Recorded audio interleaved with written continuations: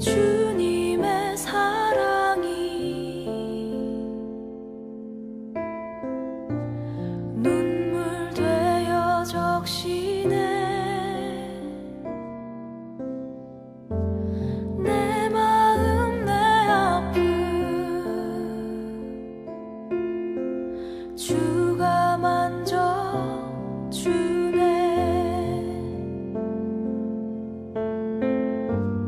내 삶 속에 주님 없었다면 소망 없이 주저앉았을 텐데 하늘에 소망 주신 예수를 통해 나 거뜬히 일어나네. 예수는 내 선한 목자, 예수는 나의 피난처, 예수는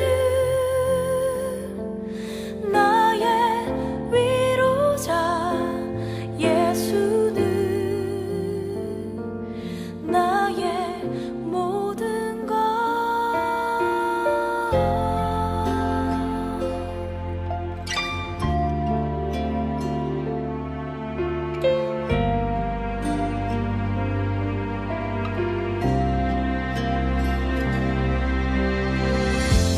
주님의 사랑이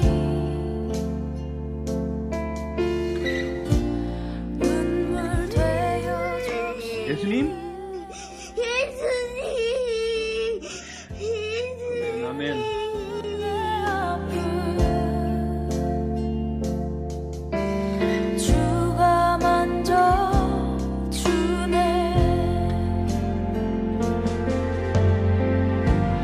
내 삶 속에 주님 없었다면 소망 없이 주저앉았을 텐데 하늘에 소망 주신 예수를 통해 나 거뜬히 일어나네.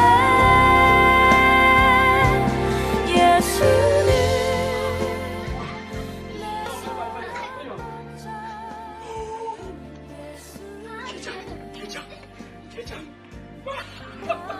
세빈이 기다려줘.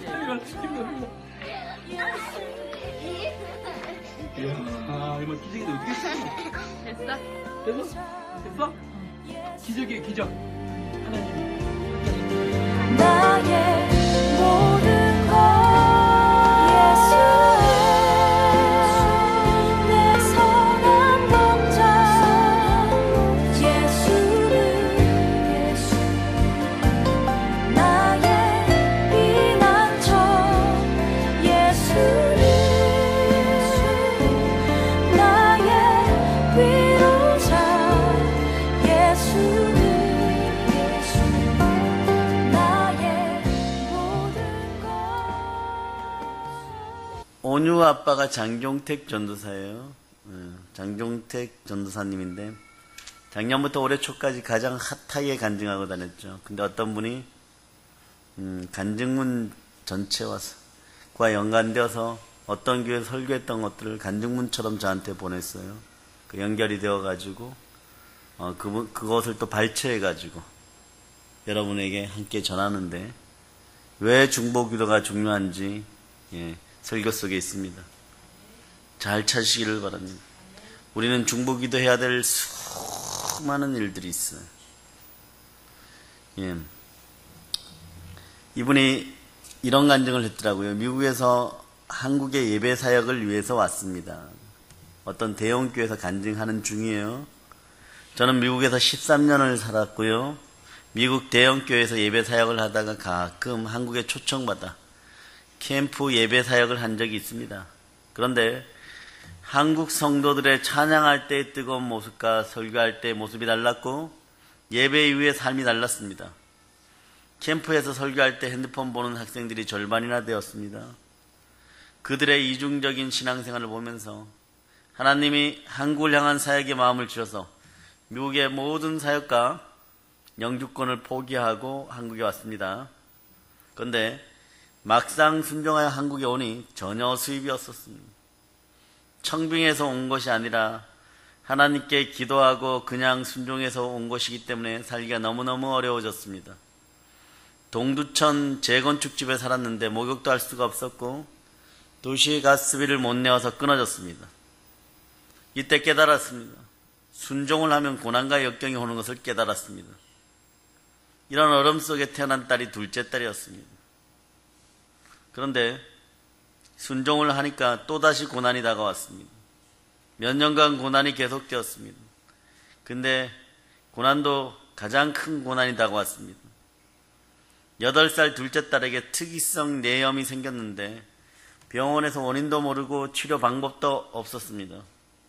CT나 MRI에서도 원인을 찾지 못했는데 우연히 엑스레이에서 난소에 아주 작은 기형 종양이 발견되었어요.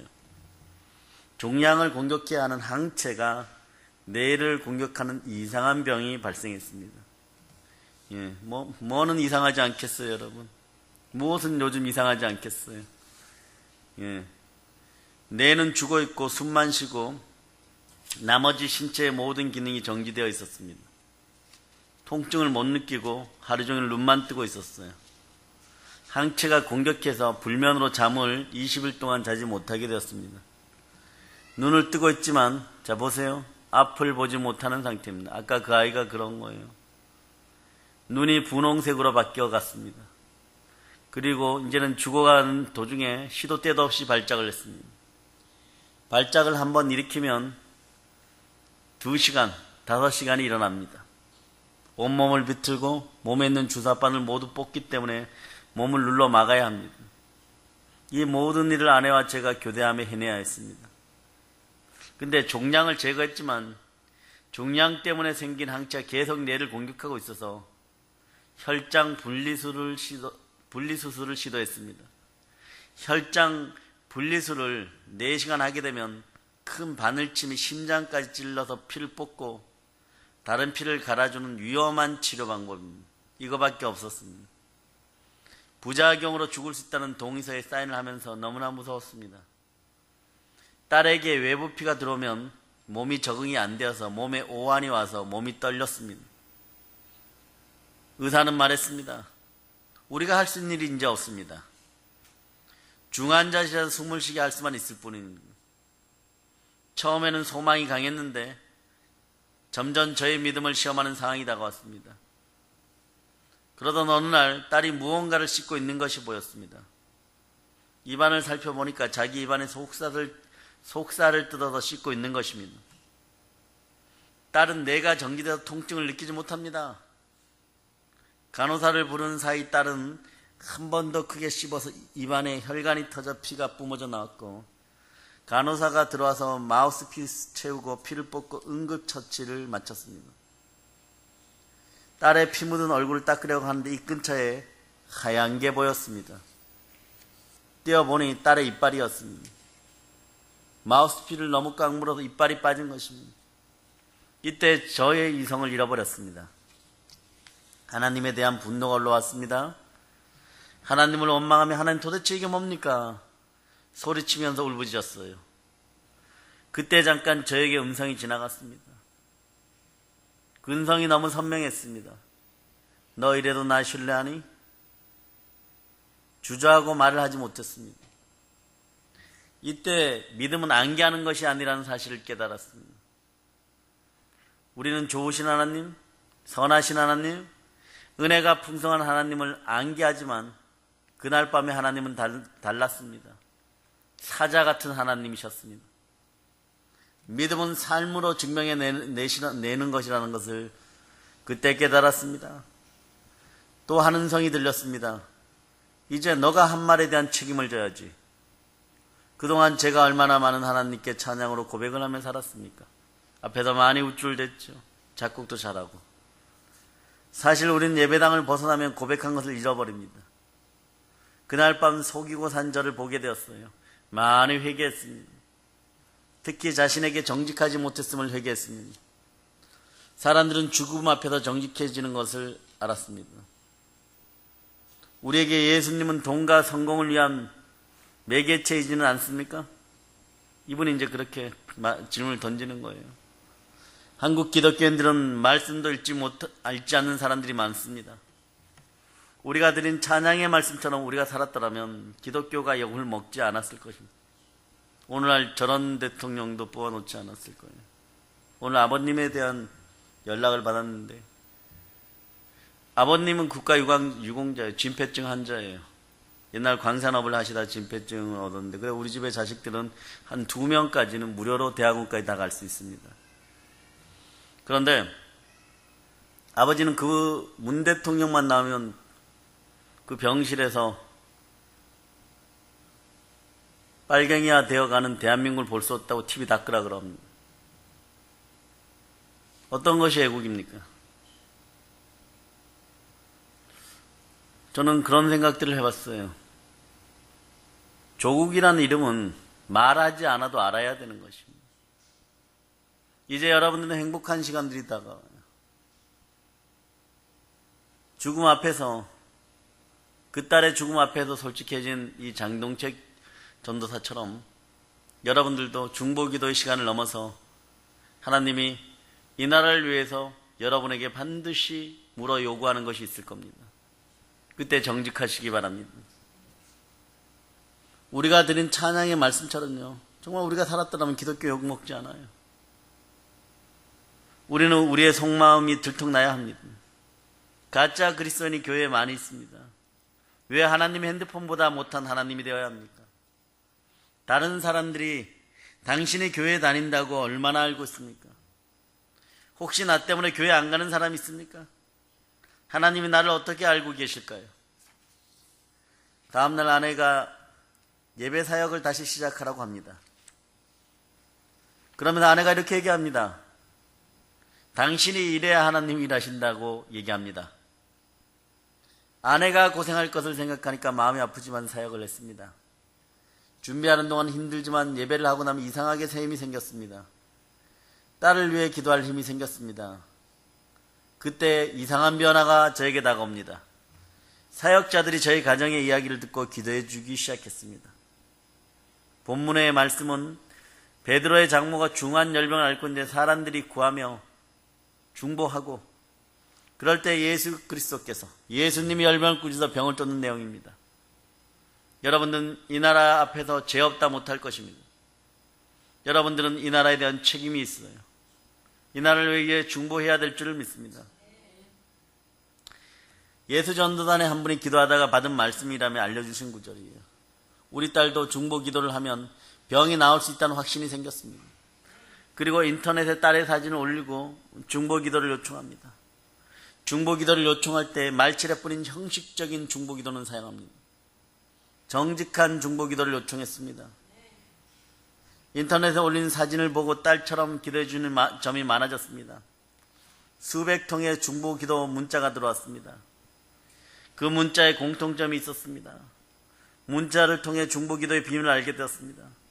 딸 때문에 기도하다가 자신의 죄를 회개했다는 분들이 많아지기 시작했습니다. 중보 기도하다가 나 때문에 기도가 막히면 어떡할까? 나 때문에 기도가 안 되면 어떡할까? 그 아이가 치유되지 않으면 어떡할까? 이런 생각을 하다가 회개 기도가 나오기 시작했다는 것입니다.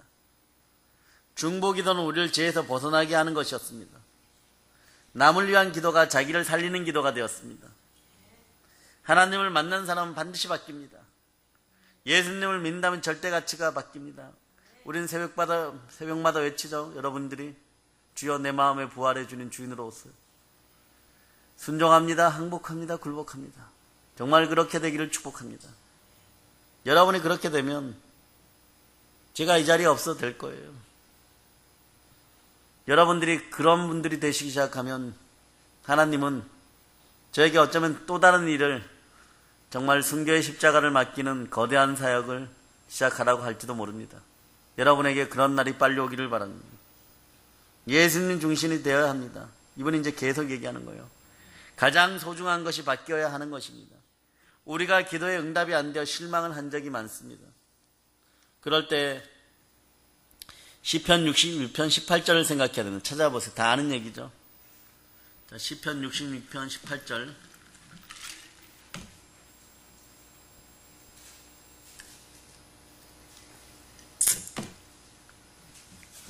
자, 여러분들이 합독합니다.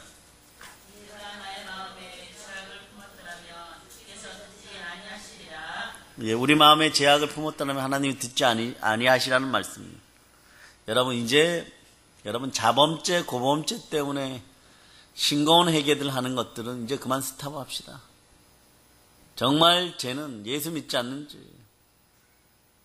여러분 수준에서 정직한 믿음을 표현 못하는 게 그게 이제는 죄가 돼야 돼요, 여러분. 진리 가운데서 자유를 얻지 못하는 요한복음 8장 32절의 말씀처럼 진리를 알지니 진리가 너희를 자유케 하리라. 진리 안에서 자유케 되는 그런 상황이 이끌어지지 않으면 내가 죄인이구나라고 고백하는 여러분이 되어야 됩니다. 여러분이 말하고 여러분이 설교하고 여러분이 뿌린 찬양의 가사들처럼 믿음이 업그레이드 되고 정직하시기를 바랍니다. 뭔 자본죄 고범죄 때문에 핸드폰 때문에 회개하고 맨날 첫날 네. 부모 속성인 것 같고 회개하고 물론 회개해야 되겠죠. 그런 차원의 얕은 것을 넘어서서 큰 바다를 품고 우주를 품고 기도하는 여러분들 되시기를 바랍니다. 그렇지 않으면 이 나라 살릴 길이 없어요. 우리 마음에 제약을 품었다라면 하나님 듣지 아니하시는 말씀.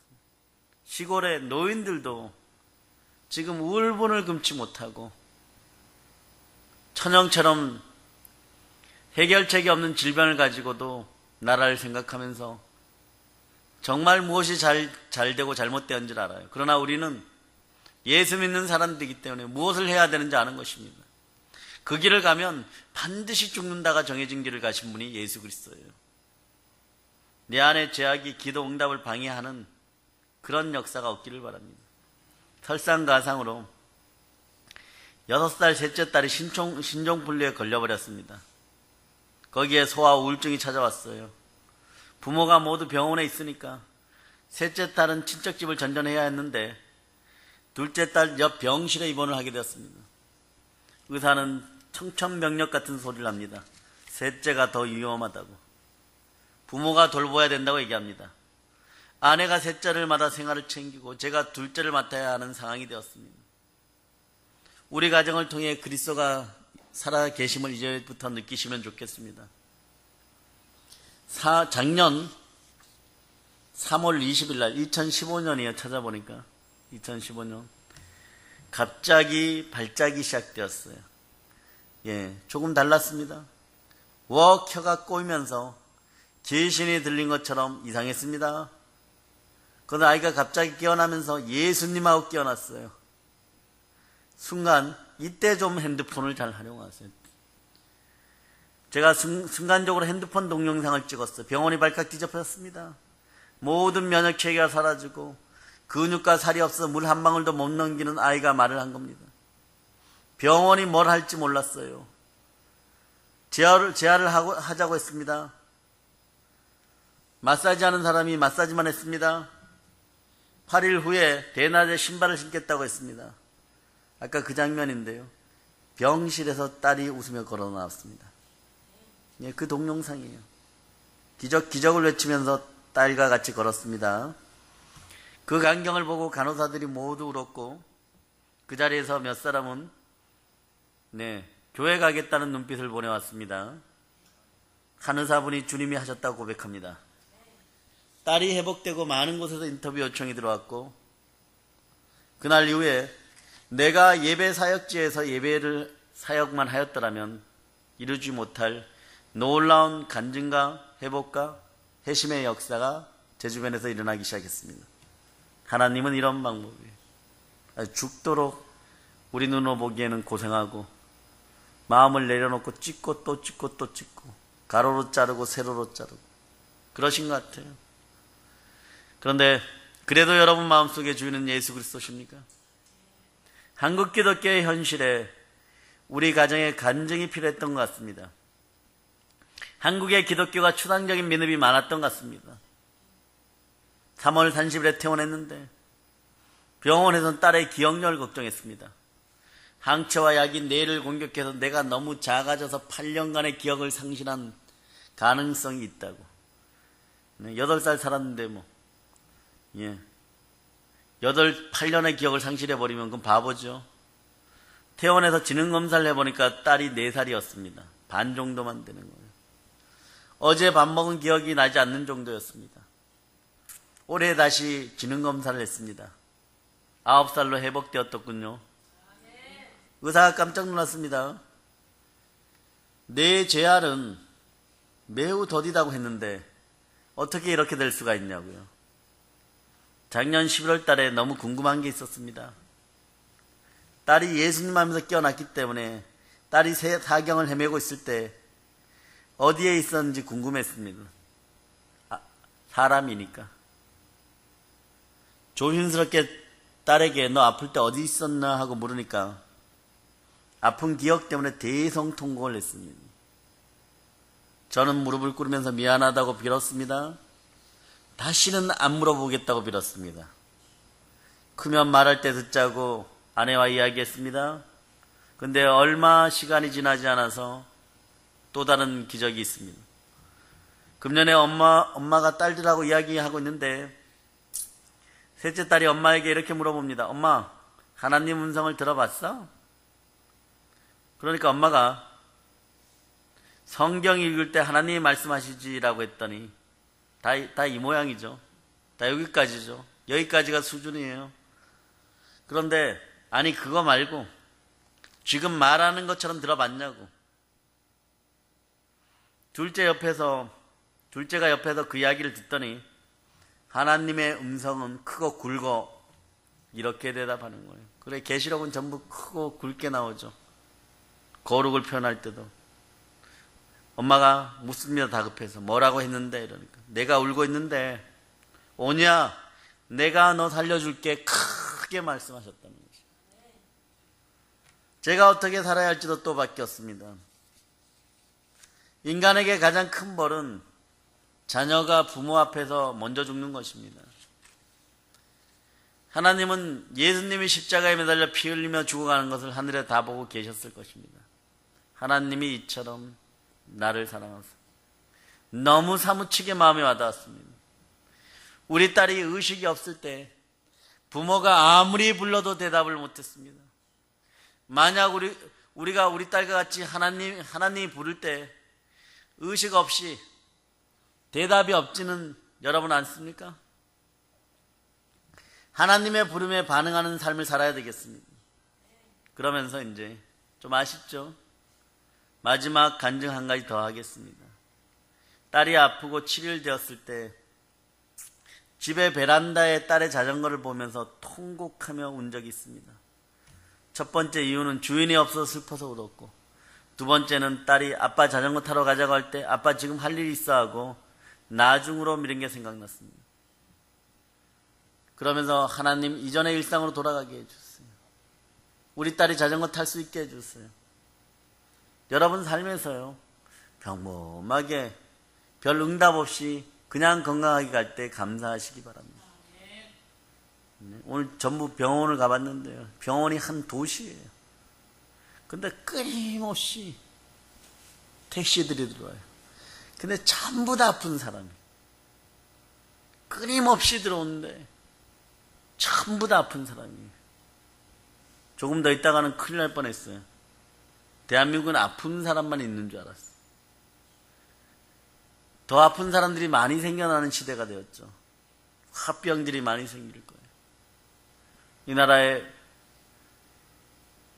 진정한 질서가 바로 잡히고 민주주의 국가로서, 자유민주주의 국가로서 살아갈 수 있도록 여러분들이 화병 걸린 정말 우리보다 연세가 많은 분들, TV 틀기가 싫은 분들, 그들을 위해서도 오늘은 기도해 주시길 바랍니다.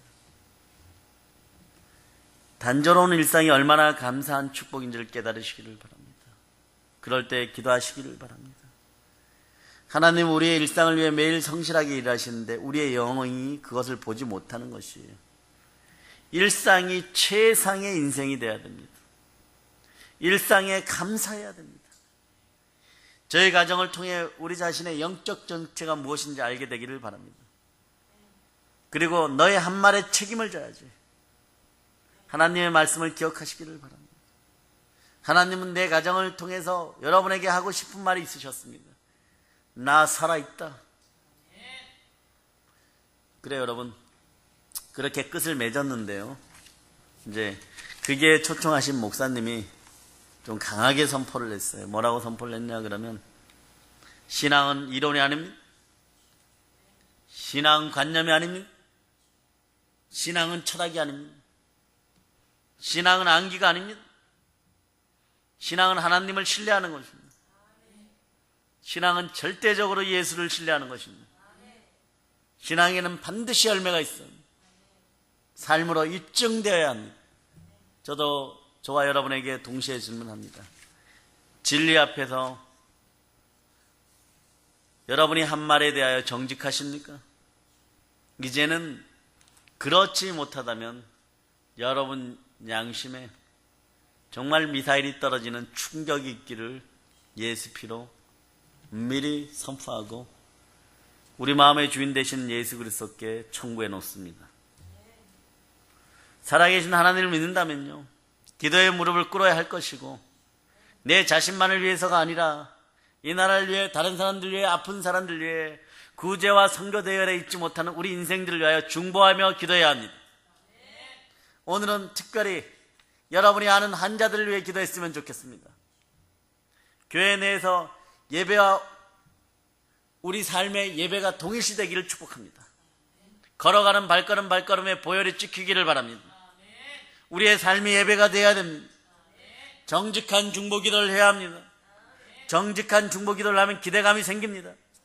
정직한 중보기도를 하고 나면 하나님이 어떻게 일하셨는지 궁금증이 생깁니다. 하나님이 하실 것을 믿고 정직하게 중보기도하고 삶으로서 정직하게 중보기도를 써가는 여러분이 되시기를 축복합니다. 그러면 이 나라는 희망이 있어요. 그러면 여러분들이 희망이 있어요. 그러면 사랑의 능력교회 때문에 이 나라는 희망이 있어요. 그러면 다니엘 국제기도동원 때문에 이 나라는 희망이 있어요. 저는 오늘 꿈을 꿉니다. 브론즈힐 교회처럼, 토론토 공항교회처럼, 탄자니아, 모잠비크의 부흥처럼, 남아메리카의 부흥처럼 다니엘 국제기도성전에서 정직한 중보기도를 통해 1년에 500명씩 1000만 명씩 그들이 얘기하는 것처럼 세계 각국에서 달려오는 그런 기도성전이 하나 선다면 대한민국은 조금 더 희망이 생길 것입니다. 조금 더 회복이 될 것입니다. 우리의 중보기도가 이 시대를 밝히는 참된 횃불이 되어야 될 줄을 믿습니다. 주체사상에 녹아나는 그런 촛불이 아니라 여러분들이 다시금 밝히는 성령의 빛을 품은 영원한 횃불로 빛난 여러분들이 되시기를 바랍니다. 그러면 중보기도에 정직할 자다. 남을 위해 기도하고 성교를 위해 기도할 때 목숨 걸 자다. 교계와 교계의 담을 허물고 교단과 교단의 담을 허물고 철조망을 해파하고 북녘 깊은 곳에 믿음의 형제들이, 믿음의 선배들이 세웠던 그곳에 다시 한번 위대한 복음의 씨앗들을 세우고 여러분들이 서는 곳에 교회가 설 수 있도록 그렇게 기도하기를 바랍니다. 선교와 우리의 교육사업을 가지고 이 나라를 정직하게 들어서 우리의 기독교인들의 식으로 통일을 이루어낼저다. 이제 성령 충만하여서 복음을 들고 북녘 땅으로 복음을 듣고 땅까지 전하는 여러분들이 되시기를 바랍니다. 모든 걸 예수님 이름으로 전합니다. 본론칩니다. 아멘.